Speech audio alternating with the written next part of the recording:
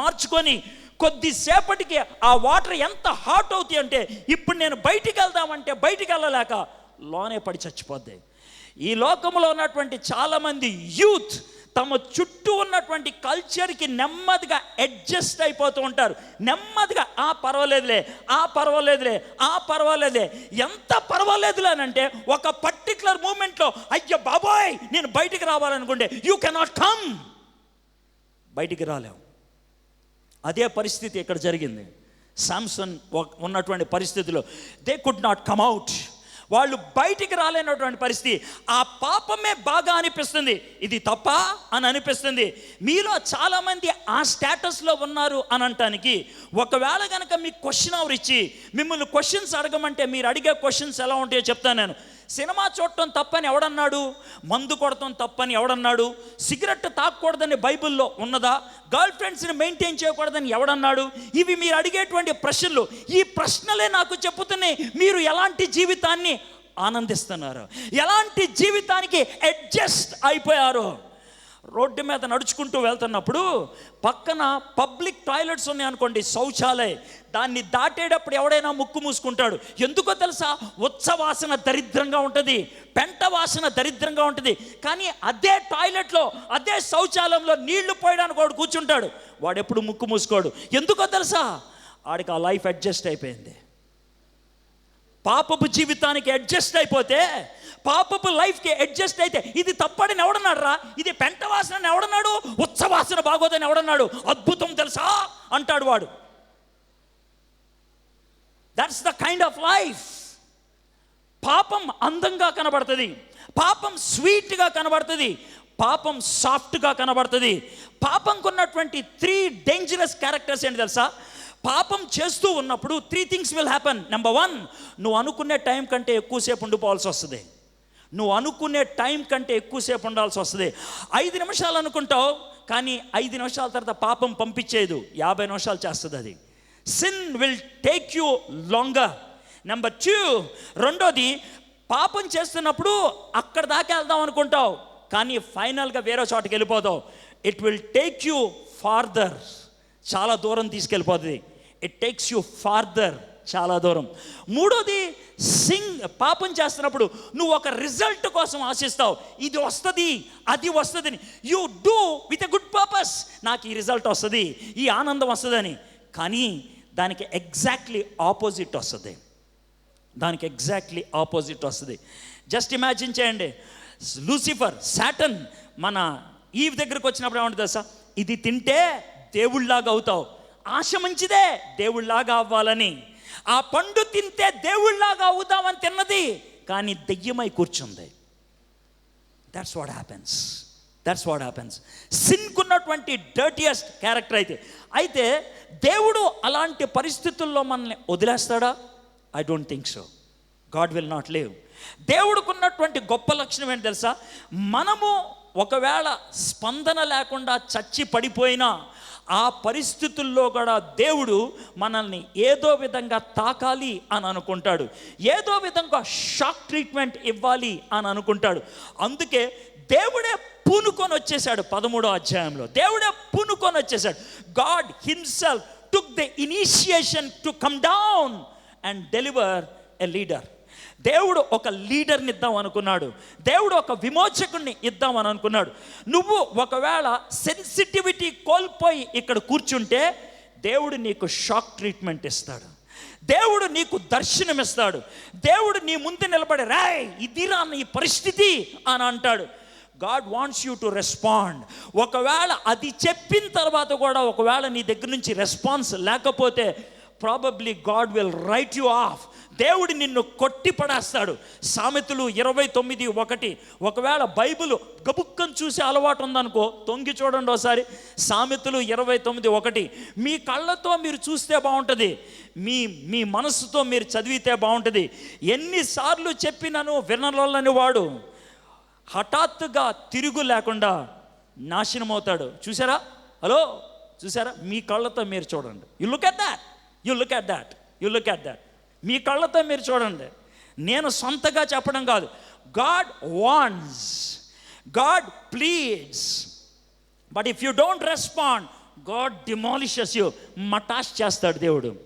దేవుడు నాశనం చేస్తా, పేక పిసికి పడేస్తాడు అంతే. బాక్స్ బద్దలైపోతుంది. That's what God does. మీ లాంగ్వేజ్ చెప్తున్నా, ఐఎమ్ స్పీకింగ్ యువర్ లాంగ్వేజ్. దేవుడు బద్దలు కొడితే దాన్ని ఇంకెవడేం చేయలేడు, ఎవ్వడేం చేయలేడు. God gives you a chance. Sensitivity కోల్పోయావా? సెన్సిటివిటీ కోల్పోతే దేవుడు కొన్ని సందర్భాల్లో కొన్ని పదాలు ఉపయోగిస్తే ఆ విధంగా అవుతుంది. I want to give you an example. Malcolm Muggeridge అనేటువంటి ఒక గొప్ప జర్నలిస్ట్ ఉండేవాడు. కలకత్తాలో ఉన్నటువంటి ఒక న్యూస్ పేపర్ టెలిగ్రాఫ్ అనే పేపర్కి ఆయన ఎడిటర్గా ఉండేటువంటి వాడు. ఆయన జర్నలిజం క్లాసెస్కి ఇండియాలో ఉన్నటువంటి టాప్ యూనివర్సిటీస్కి వెళ్ళి టీచ్ చేసేవాడు. కేరళలో ఉన్నటువంటి ఒక యూనివర్సిటీలో టీచ్ చేయడానికి ఆయన వెళ్ళాడు. మార్నింగ్ 5 o'clockకి వాక్కి వెళ్ళటం ఆయనకు అలవాటు. He was 40 years old at that time. 40 సంవత్సరాల మల్కమ్ మగ్రిడ్జ్ రోడ్డు మీద చెరువు పక్కన నడుచుకుంటూ వెళ్తున్నాడు. ఇట్ వాజ్ అ పాండ్, ఒక చెరువు. మార్నింగ్ 5 o'clockకి అయితే సూర్యకిరణాలు నెమ్మదిగా వస్తున్నాయి. మసకగా ఉంది. నడుచుకుంటూ వెళ్తుంటే ఆ చెరువులో ఒక అమ్మాయి స్నానం చేస్తుంది.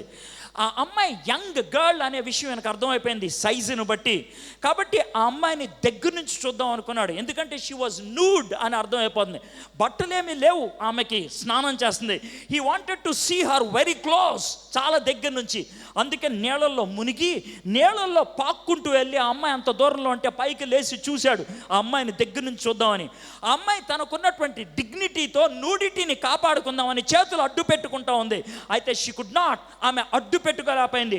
తన చేతుల్ని చూశాడు, తన ముఖాన్ని చూశాడు, తన తలకాయను చూశాడు. చీ అని అరిచాడు. ఏ ఫిగర్ బాలేదా అని నువ్వు అనొచ్చు. మీ లాంగ్వేజ్ అది, నాకు తెలుసు, అది మీ లాంగ్వేజ్. కానీ ప్రాబ్లం ఏంటి తెలుసా? నీకు చీమీనెత్తుంటే, మనిషివైతే, మానవ జన్మ ఎత్తిన వ్యక్తివైతే తన రియాక్షన్ చూడండి. ఆ అమ్మాయి డిగ్నిటీతో తన నూడిటీని కాపాడుకుందాం అనుకున్నప్పుడు ఏళ్ళు లేవు, ఈ ఫింగర్స్ లేవు, ఆమెకి ముక్కు లేదు, నెత్తి మీద ఎంటుకలు లేవు, కళ్ళు తెల్లగా ఉన్నాయి. ఎందుకు అని చూస్తే ఆ అమ్మాయి కుష్టి వ్యాధి కలిగిన అమ్మాయి. ఎవడో చూడనప్పుడు స్నానం చేసి వెళ్ళిపోదామని వస్తే వీడొచ్చి డిస్టర్బ్ చేస్తూ ఉంటే ఆ అమ్మాయి ఏం చేయాలో అర్థం కాని పరిస్థితుల్లో మల్కమ్ మగ్రిడ్జ్ ఆమెను చూసి తలకాయ అటు తిప్పుకొని చీ అని అరిసి ఏమన్నాడు తెలుసా? Where is the problem? సమస్య ఎక్కడుంది? Is it her disease called leprosy or my disease called leprosy? సమస్య ఎక్కడుంది? ఆమె జబ్బు పక్షవాతమా, నా జబ్బు దరిద్రమైనటువంటి మనస్సా? Where is the problem? నా జబ్బా, ఆమె జబ్బా? ఇంత అసహ్యంగా అనిపించడానికి, ఛీ అని అనిపించడానికి కారణం ఏంటి? ఆలోచించండి. మల్కమ్ మగ్రిడ్జ్ పొజిషన్లో మదర్ తెరీసా ఉంటే దగ్గరికి తీసుకొని కౌగిలించుకునేది. జీసస్ క్రైస్ట్ ఉంటే దగ్గరికి తీసుకొని కౌగిలించుకునేవాడు. The problem is not with leprosy. లెప్రసీకి ట్రీట్మెంట్ ఉంది, but the problem is with our heart. మన హృదయానికి లెప్రసీ, దానికి పరిష్కారం ఈ లోకంలో ఎవడెవలేడు. ఆయింట్మెంట్ ఎవడెవలేడు, ఇంజెక్షన్ ఎవడెవలేడు, టాబ్లెట్ ఎవడెవలేడు, టానిక్ ఎవడెవలేడు. Only God can do. దేవుడు మాత్రమే ఇవ్వగలడు. 13వ అధ్యాయంలో అదే సన్నివేశాన్ని చూస్తాం. Finally God has to intervene. దేవుడు ఇంటర్వీన్ అవ్వాల్సి వచ్చింది. ఇంటర్వీన్ అయ్యి గర్భము నుంచి సంసోన్ని కాపాడుకుంటూ వచ్చాడు. గర్భము నుంచి సంసోన్ని, గర్భం నుంచి అంటే సంసోను పుట్టకముందే నేను పలానా బాబుని ఇస్తాను, ఆ బాబు ఇశ్రాయేలుని విమోచించడం ఆరంభిస్తాడు, ఆ బాబు కోసం నువ్వు ప్రిపేర్ అవ్వు. ఎలా ప్రిపేర్ అవ్వాలి? నువ్వు ఈ మత్తు పదార్థాలు ఏమి ముట్టుకోకూడదు, చచ్చిన దాన్ని ఏది పట్టుకోకూడదు, 9 నెలల్లో కూడా చాలా జాగ్రత్తగా ఉండాలి. ఆ విధంగా ఆమెను పెంచమని అడిగాడు. You know, when you are in your mother's womb, God protected you. You know, before you were born, God had a plan for you. నువ్వు పుట్టక ముందే దేవుడికంటూ ఒక ప్లాన్ ఉన్నది. ఈ లైట్లు తెచ్చారే, తెచ్చిన తర్వాత సార్ ఈ లైట్ ఎక్కడ పెట్టమంటారండి అని ఎవడన్నా అడుగుతాడా? అడగడు. అడుగుతాడా? కెమెరా పట్టుకున్నాడు కదా, ఆయనకి చెవులకి హెడ్ ఫోన్ పెట్టుకున్నాడు కదా, హెడ్ ఫోన్ దీన్ని ఎక్కడ పెట్టుకోవాలరా అని అంటే నీకు హెడ్ లేదారా అని అంటాం మనం, అవునా కదా? హెడ్ ఫోన్ తెచ్చేవాడికి తెలుసు అది హెడ్కి పెట్టుకోవాలని, లైట్ తెచ్చేవాడికి తెలుసు నా ఫేస్ చూపించాలని. దేవుడు నిన్ను పుట్టించక ముందు తెలుసు నిన్ను ఎక్కడ పెట్టాలో. He knows you. దేవుడు పిచ్చోడు కాదు, ఆయన హెడ్ లేనోడు కాదు, బుర్ర లేనోడు కాదు. God will not do anything out of emotion. దేవుడు ఉద్రేకంతో ఏది చేయడు. God makes every person with a purpose. దేవుడు ప్రతి వ్యక్తిని ఒక ఉద్దేశంతో తయారు చేస్తాడు. You have a purpose in God's plan. దేవుని యొక్క ప్రణాళికలో నీకంటూ ఒక ఉద్దేశం ఉంది. దేవుడు సంసోనుకు ఒక ఉద్దేశాన్ని ఇచ్చాడు. ఏంటి? విమోచించడం మొదలు పెట్టాలి. దేవుడు నీకు కూడా ఇచ్చాడు. అది ఎప్పుడు తెలుస్తుంది? When will you know the purpose for which you are made. దేవుడు నిన్ను ఎందుకు సృష్టించాడు నీకు ఎప్పుడు తెలుస్తుంది? When you spend time with God. Orientation జరగాలి దేవుడితో. దేవుడు మన యొక్క CEO, మనల్ని తయారు చేసిన వాడు, మన కంపెనీ వాడు. ఆయన అడగాలి, దేవా నన్నేం చేయమంటావు ప్రభా, నన్ను ఎందుకు తయారు చేసావు ప్రభా అని అడగాలి. అలా అడుగుతామా? అడగం. మీలో చాలామంది సింగర్స్, మీలో చాలామంది మ్యూజిషియన్స్, మీలో చాలామంది స్టేజ్ మీద పర్ఫామ్ చేసేవాళ్ళు. మీరు చాలాసార్లు చేసే పని ఏంటో తెలుసా? స్టేజ్ మీద పర్ఫామ్ చేసి అయిపోయిన తర్వాత ప్రసంగం చేస్తున్నప్పుడు పక్కకి వెళ్ళి మందు కొడతారు, పక్కకి వెళ్ళి దమ్ము కొడతారు, పక్కకి వెళ్ళి రిలాక్స్ అయిపోతారు, పక్కకి వెళ్ళి మీ పని అయిపోయింది అనుకునే దరిద్రపు ఎతవలు మీరు.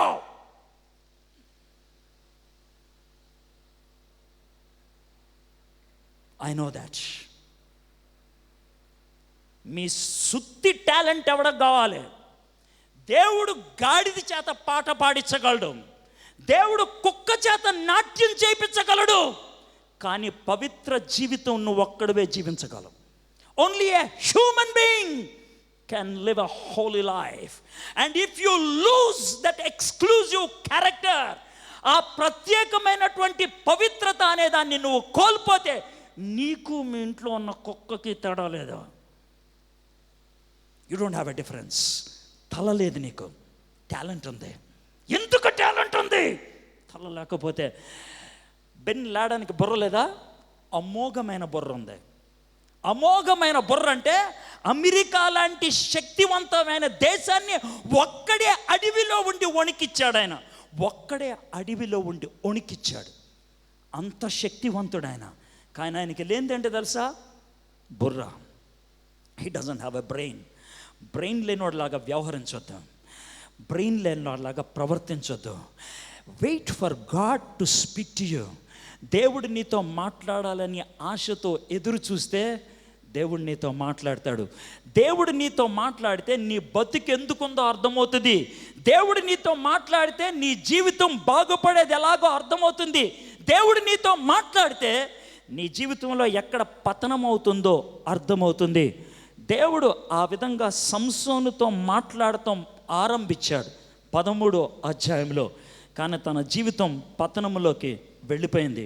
అది సాయంత్రం చూద్దాం. అలాంటి పతనంలోకి మీరు వెళ్ళకూడదంటే ఏం చేయాలి? ఒకవేళ ఆల్రెడీ పతనంలోకి వెళ్ళిపోతే ఏం చేస్తే బాగుంటుంది? That we will look at in the evening. But as for you, one thing I want to tell you, God made you with a purpose. దేవుడు మిమ్మల్ని ఒక ఉద్దేశంతో తయారు చేశాడు. ఆ ఉద్దేశాన్ని దేవుడు అడిగితే ఇస్తాడు. దేవుడు చెప్తాడు. దేవుడు తయారు చేసిందే నిన్ను వాడుకోవాలని. దేవుడు నిన్ను తయారు చేసిందే ఒక పజిల్లో పెట్టాలని నిన్ను. ఆ పజిల్లో నువ్వు లేకపోతే పజిల్ పూర్తి కాదు.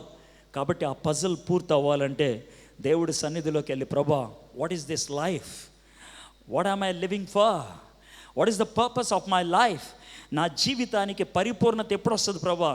నా జీవితానికి వావ్ అని ఎప్పుడు అనిపిస్తుంది ప్రభా? When can I be satisfied with my life? నా జీవితంతో నేను ఎప్పుడు పరిపూర్ణం అవుతాను ప్రభా, సంతృప్తి చెందుతాను ప్రభా. ఎందుకంటే ఇక్కడున్న ప్రతి ఒక్కరిని దేవుడు ఉద్దేశపూరితంగా తయారు చేశాడు. I want to give you 2 illustrations and conclude. ఒక ఇలస్ట్రేషన్, ఒక ఆమె వాళ్ళ బాబుని తీసుకొని సూపర్ మార్కెట్కి వెళ్ళింది. పిల్లలు సూపర్ మార్కెట్కి వెళ్తే నాకు అది కావాలి, ఇది కావాలి, అది కావాలని విసిగిస్తారు. ఆ మమ్మీ చాలా తెలియగలిగింది. ఏం చేసిందంటే ఆ మమ్మీ వాడికి $1 ఇచ్చిందంట. మన భాషలో చెప్తే ₹1 ఇచ్చిందంట. అరే రూపాయి ఇస్తున్నాను రా, నీకేం కావాలంటే అది కొనుక్కో అని. ఈమె షాపింగ్ అంతా చేస్తుందంట. $1,629 షాపింగ్ చేసింది ఆమె. $1,629 షాపింగ్ చేసింది ఆమె. క్రెడిట్ కార్డు ఇచ్చేసింది, స్వైప్ అయిపోయింది, బిల్లు కూడా వచ్చేసింది, సామాన్లన్నీ కూడా ట్రాలీ పెట్టుకొని నుంచుంది. చూస్తూ ఉంది. ఒక 2-3 మినిట్స్ అయిన తర్వాత, రే 1629 రూపాయలు కొన్నాను, నీకు బోడి ₹1 ఇచ్చాను, ఏంట్రా ఇంకా కొంటున్నావు అంటే, వాడు వెనక్కి తిరిగి అన్నాడంట, మమ్మీ నీకు దగ్గర చాలా డబ్బులు ఉన్నాయి, అవకాశాలు ఎక్కువ ఉన్నాయి, నాకున్నది ఒకే ₹1, I have to make the best use of it. నాకు దగ్గర ఉన్నది ఒకటే ₹1, I have to make best use of it. నీ దగ్గర చాలా ఉన్నాయి. మై ఫ్రెండ్స్, మనకున్నది ఒకటే ఒక లైఫ్, మళ్ళీ రాదు ఈ లైఫ్, మళ్ళీ జీవించడానికి లేదు ఇది, మళ్ళీ తిరిగి రాదు ఇది, ఒక్కటే life. The best we have to live. శ్రేష్టమైనటువంటి జీవితాన్ని జీవించాలి. తప్పుడు అడుగేస్తే, జీవితం తప్పుదోవ పడితే మళ్ళీ సరిదిద్దుకోవడానికి అవకాశం ఉండదేమో. అందుకే నేను అడుగుదాం, ప్రభా, am I on the right path, am I living the right life, నేను సరి అయినటువంటి జీవితాన్ని జీవిస్తున్నా లేదా అని. ఇది మొదటిది. రెండోది, ఒక పాస్టర్ గారు సాటర్డే ఈవినింగ్ వాక్యాన్ని సిద్ధపడుతున్నాడంట. ప్రిపేర్ అవుతూ ఉంటే వాళ్ళ చిన్న బాబు వచ్చి, డాడీ మన ఇద్దరం ఆడుకోవాలి అన్నాడంట. బాబుని విసికించడం ఇష్టం లేదు, చీ కొట్టడం ఇష్టం లేదు. అరే నేను మెసేజ్ ప్రిపేర్ అవుతున్నాను, సరే ఒక పని చేద్దాం అని తను ఒక ప్రపంచ పటాన్ని, వరల్డ్ మ్యాప్ని చూపించాడంట. దిస్ ఈజ్ వరల్డ్ మ్యాప్ అని అన్నాడంట. వాడికి ఏమర్థం అవుద్ది? చిన్నపిల్లాడు, మేబీ ఫస్ట్ క్లాస్ చదువుతున్నాడేమో. వాడికి ఏమర్థం అవుద్ది? ఏం అర్థం కాదు. దీన్ని గ్రీన్లాండ్ అంటారు, దీన్ని ఆస్ట్రేలియా అంటారు, దీన్ని ఆఫ్రికా అంటారు, దీన్ని అమెరికా అంటారు. వాడు అలాగా పిచ్చోళ్ళలాగా చూస్తూ ఉన్నాడు. వాడు చూస్తూ ఉంటే ఆ వరల్డ్ మ్యాప్ని చింపేశాడు, ముక్కలుగా ఇంత ముక్కలు చింపి ఒక ప్లేట్లో వేసి, పో నువ్వు వెళ్ళి వీటినన్నిటిని జిగ్జా పజల్ లాగా కలిపేసి మళ్ళీ వరల్డ్ మ్యాప్ చేసుకొని రా అన్నాడంట. అనుకున్నాడు డాడీ, వాడు ఇంకెప్పటికీ రాడు, నన్ను ఎవరు డిస్టర్బ్ చేయడని. 20 మినిట్స్లో వరల్డ్ మ్యాప్తో వచ్చేసాడు కొడుకు, స్టిక్కర్స్ అతికిచ్చేసి. డాడీ ఇదిగోండి వరల్డ్ మ్యాప్ అని అన్నాడు.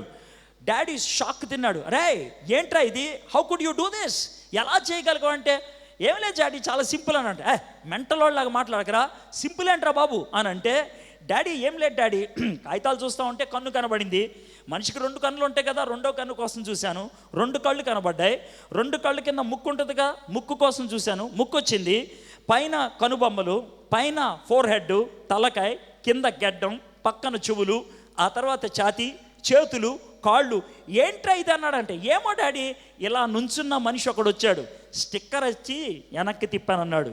ఆ వరల్డ్ మ్యాప్ వెనకాల నుంచున్న మనిషి బొమ్మ ఉంది. మనిషి బొమ్మ సెట్ అయితే ప్రపంచం సెట్ అయిపోయింది. నీ లైఫ్ సెట్ అయితే వరల్డ్ సెట్ అవుద్ది. ప్రాబ్లం వరల్డ్తో కాదు, నీతో.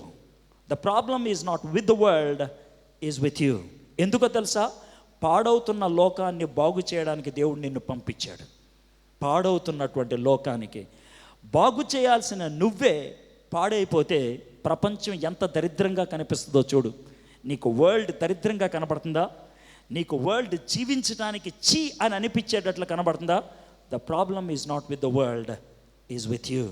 My friends, we need to set our lives right with God first. దేవుడితో మన జీవితాన్ని సెట్ రైట్ చేసుకుందాం. మన జీవితానికి మీనింగ్ ఉంటుంది. మనం జీవిస్తున్నటువంటి వరల్డ్లో ఒక అర్థం ఉంటుంది. తల వంచండి, కళ్ళు మూసుకోండి. శాంసన్ యొక్క లైఫ్ని మళ్ళీ ఈవినింగ్ చూడబోతున్నాం. But today we had an intro. Samson చాలా టాలెంటెడ్ పర్సన్, మీకు తెలుసు, చాలా శక్తివంతమైనటువంటి వాడు. కానీ బుర్రలేనటువంటి వాడిగా వ్యవహరించాడు, జీవితాన్ని నాశనం చేసుకున్నాడు. హీరోగా ఉండడానికి హీరోగా తయారు చేసి పంపించాడు దేవుడు ఈ లోకంలోకి. కష్టపడి హీరో అవ్వలేదు శాంసన్, దేవుడే చేశాడు హీరోగా. కానీ కష్టపడి జీరో అయిపోయాడు. ఆయన కష్టపడి జీరో అయిపోయాడు. దేవుడు కొండ మీద తీసుకెళ్ళి కూర్చోపెట్టాడు. కష్టపడి లోయలోకి వచ్చి పడి చచ్చాడు ఆయన. వాయ్? ఎందుకో తెలుసా? తన జీవితం దేవునితో ఉండాల్సిన విధంగా లేదు. నీ లైఫ్లో అలాంటి పతన స్థితికి వెళ్ళిపోయావా?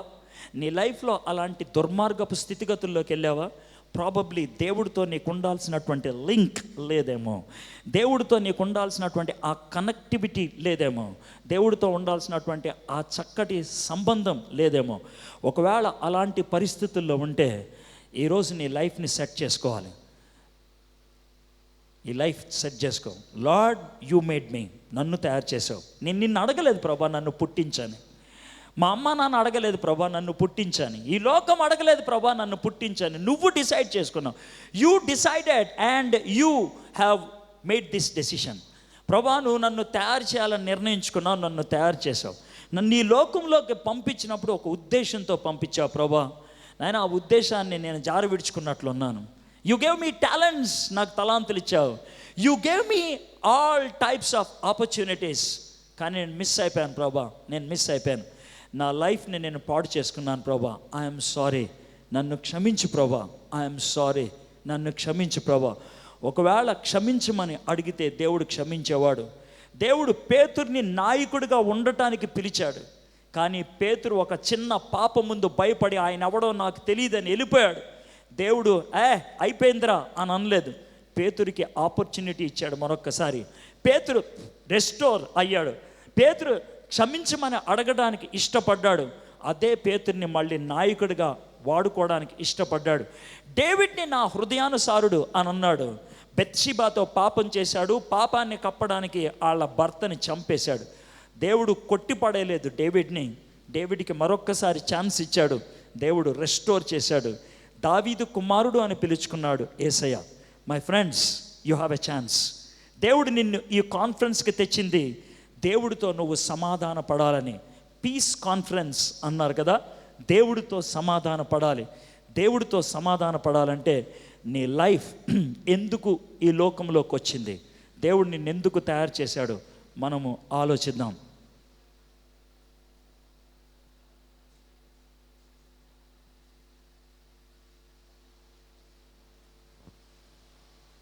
అదేవిధంగా తలలో వంచి మన జీవితాన్ని ఒకసారి పరిశీలన చేసుకుందాం. శాంసన్ని దేవుడు ఏ విధంగా ఒక ఉద్దేశంతో తయారు చేశాడో, దేవుడు మనల్ని కూడా ఒక ఉద్దేశంతో తయారు చేశాడు. శాంసన్కి దేవుడు ఆపర్చునిటీస్ ఇచ్చాడు. దేవుడు ఈరోజు నీకు ఆపర్చునిటీ ఇస్తున్నాడు. భారతదేశంలో 120 కోట్ల మంది ఉన్నారు. భారతదేశంలో 70 కోట్ల మంది యంగ్ పీపుల్ ఉన్నారు. బహుశా ఇక్కడ ఫ్యూ హండ్రెడ్స్ ఉంటారు, కొన్ని వందల మంది. దేవుడు మీతో మాట్లాడటానికి వేరుపరుచుకున్నాడు దేవుడు ఈ సమయాన్ని, ఈ ఆపర్చునిటీని.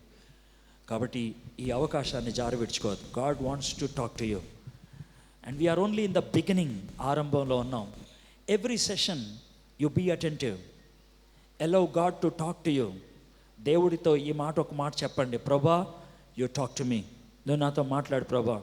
You made me with a purpose, నన్ను ఒక ఉద్దేశంతో తయారు చేసావు, ఆ ఉద్దేశాన్ని నా లైఫ్లో నెరవేర్చు ప్రభా అని